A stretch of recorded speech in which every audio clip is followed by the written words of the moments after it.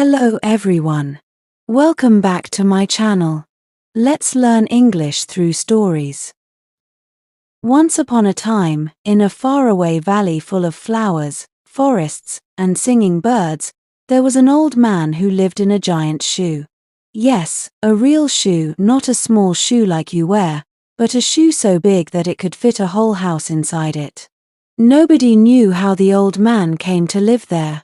Some said he had once been a shoemaker who made a shoe so large that he decided to live in it. Others said the shoe had fallen from the sky one stormy night.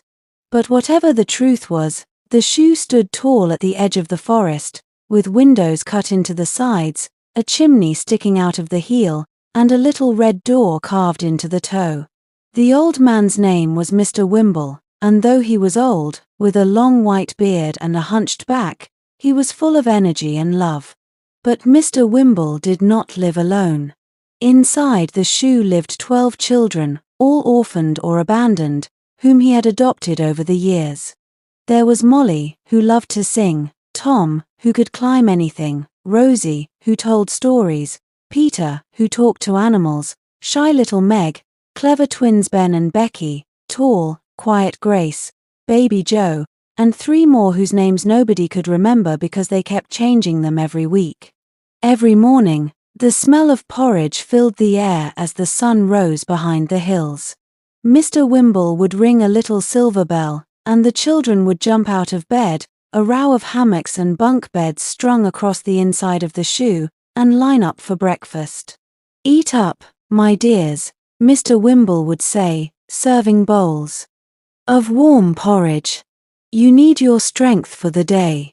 They had chores to do, sweeping the floors, fetching water from the brook, feeding the chickens, yes, the shoe had a chicken coop nearby, and tending to the garden. Mr. Wimble always said, "A little work makes the heart light and the feet strong."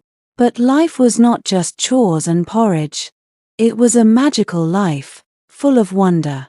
The shoe was surrounded by nature, butterflies, frogs, and rabbits were regular visitors. The forest whispered secrets to the children, and sometimes, if they listened closely, they heard the trees laugh. One day, little Meg sat by the brook and stared into the water. She looked sad. Mr. Wimble, who was weeding carrots nearby, saw her and came over. "What's troubling your tiny heart, my dear?" he asked, crouching beside her. Meg sighed. "Other children live in houses made of bricks. Some even have toys and pretty dresses. We live in a shoe." "A shoe, Mr. Wimble." Mr. Wimble chuckled gently. "Ah, my sweet. A house is only as good as the love inside it. Would you rather live in a palace with no laughter, or in a shoe full of singing and hugs?" Meg thought for a while and finally smiled. "The shoe. I like the singing best." And so life continued, full of odd joys, curious questions, and small adventures. But not everyone in the valley was fond of the old man in the shoe. In the nearby village lived Mrs. Prim, a strict, well-dressed woman who thought everything should be neat, proper, and very serious. She disliked anything that didn't follow rules, especially a shoe house with children who laughed too loudly. One day, she came marching up the hill, holding a clipboard. "This nonsense must end," she muttered to herself. When she reached the shoe, she knocked sharply on the red door. Knock, knock, knock. Mr. Wimble opened the door with a smile. "Good morning, Mrs. Prim. Care for some tea?" Mrs. Prim frowned. "No thank you. I'm here on official business. This shoe is not a proper home for children. Where are the walls? Where are the permits? The plumbing? The school books?" Mr. Wimble remained calm. "We have stories, songs, and kindness. We learn from the world around us." "That's not enough," snapped Mrs. Prim. "I'm reporting you to the council. Those children need to be taken to the village and raised properly." The children, who had been listening from the windows, gasped. "Take us away," cried Molly. From the shoe, whispered Tom. Mr. Wimble held up his hand. Don't worry, little ones. No one can take love away. Not even a rule book. But Mrs. Prim kept her word. The next week, a group of officials came from the village, serious people with black coats and thin glasses. They walked around the shoe, poked things, took notes, and whispered to each other. Finally, they called Mr. Wimble outside. I'm sorry, said one of them. This is an unusual home, and while we see the children are healthy and happy, it lacks the proper structure. You must appear before the village council in 3 days. The children were afraid. They had never been to a court before. They huddled together inside the shoe that night, too worried to sleep. Mr. Wimble sat in his rocking chair and thought. And then he smiled.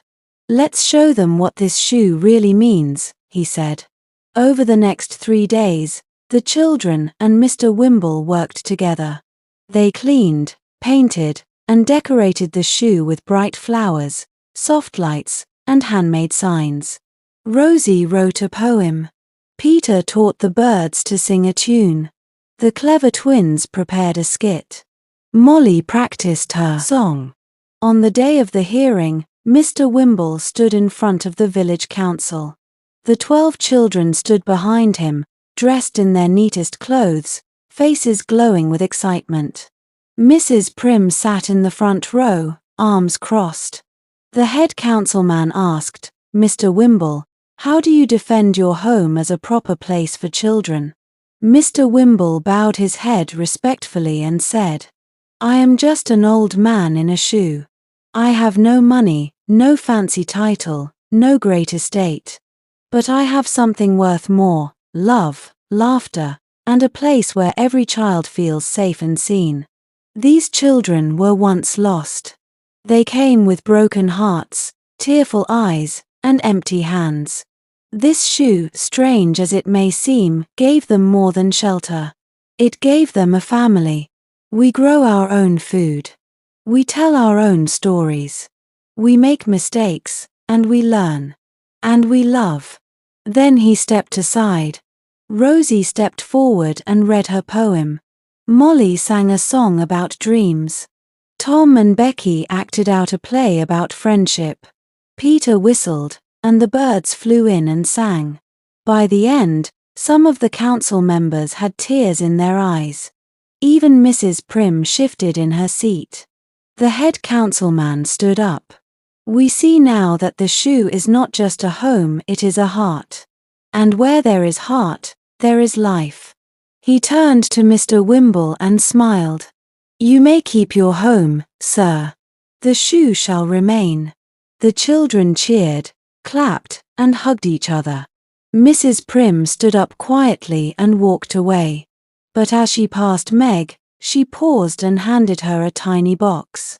For your garden, she said softly. Inside was a packet of seeds. The shoe remained on the hill, colorful and happy.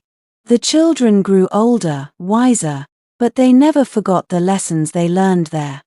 That kindness is louder than rules, and that even the strangest homes can hold the deepest love. And if you ever walk through that valley, you might still hear laughter carried on the wind, and the faint sound of a silver bell ringing through the trees. And maybe, just maybe, you'll see a giant shoe with flowers on the windowsill, and a dozen joyful hearts inside.